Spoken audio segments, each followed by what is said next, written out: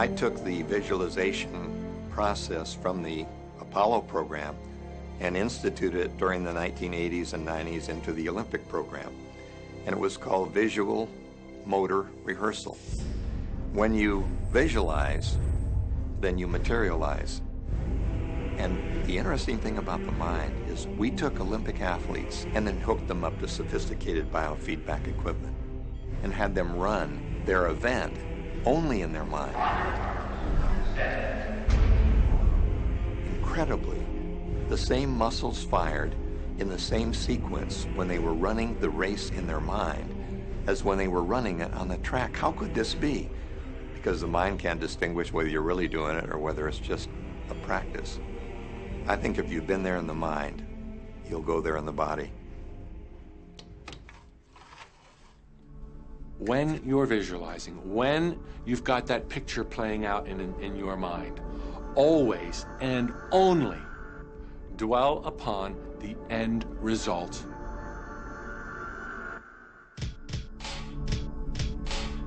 Here's an example. Look at the back of your hands right now. Really, look at the back of your hands. The color of your skin, the freckles, the blood vessels, the rings, the fingernails, the fake fingernails. Take in all those details right before you close your eyes. And then see those hands, your fingers, wrapping around the steering wheel of your brand new car.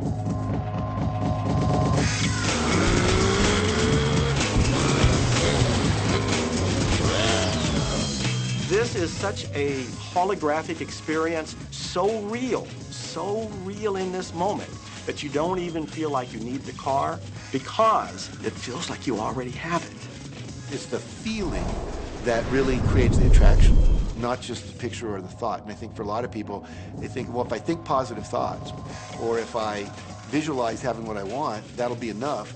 But if you're doing that and still not feeling abundant or feeling, loving and joyful, then it doesn't, from my mind, really create the power of the attraction. This is where the secret actually moves into action. You put yourself in the feeling place of really being in that car, not, oh, I wish I could get that car, or someday I'll have that car, because that's a very definite feeling associated with that. It's not in the now, it's not, it's in the future. If you stay in that feeling, it will always be in the future. Feel the joy, feel the happiness, no matter how silly it seems in that dark and quiet room, and you're going, woohoo! Do it! A lot of people will say, come on, do I have to do that? How bad do you want change?